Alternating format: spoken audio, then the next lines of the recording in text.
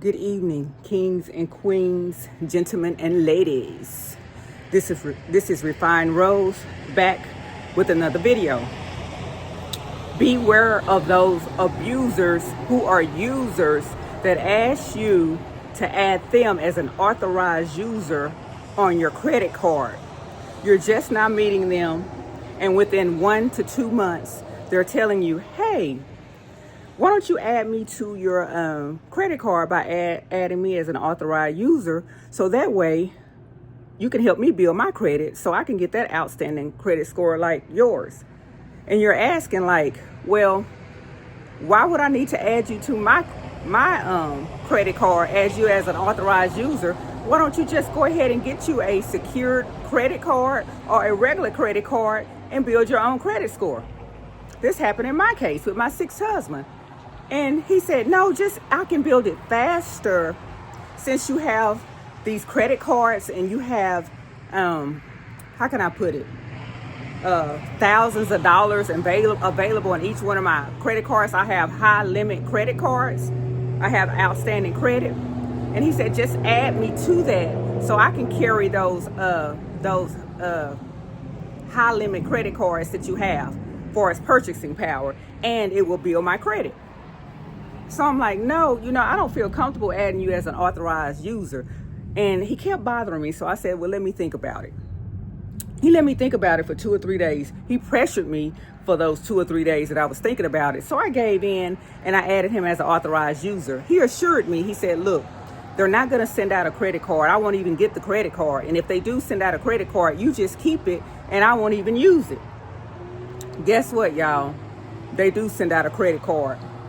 And he found that credit card and he used that credit card. So beware of getting with people that sweeps you off your feet and love bomb you, and immediately they're going into your background history, like such as your credit, how you're living, where you stay, how much your house costs. Oh, can you just add me as an authorized user? Red flag, red flag. Your alarm should be going off.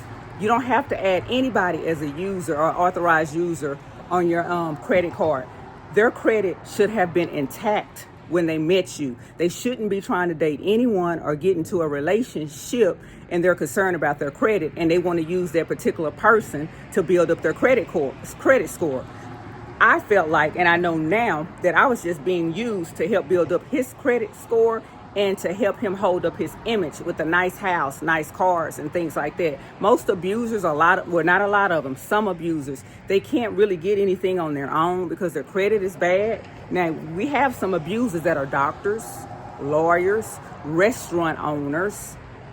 Abusers come in all professions. We even have abusers that are pastors.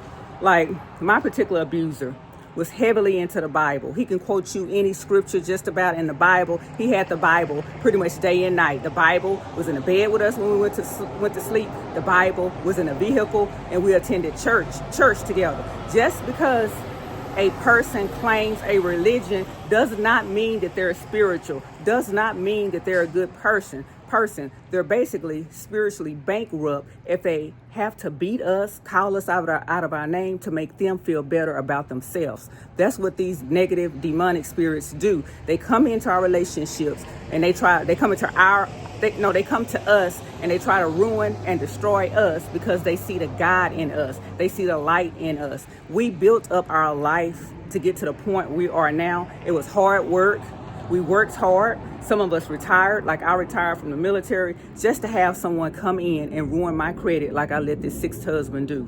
Don't do that, ladies and gentlemen. Don't do that, kings and queens. We shouldn't have to be adding anyone as an authorized user to our accounts. We shouldn't be putting vehicles in our name for them to drive. We shouldn't be purchasing a house because that's what they want us to do, to put them in a house.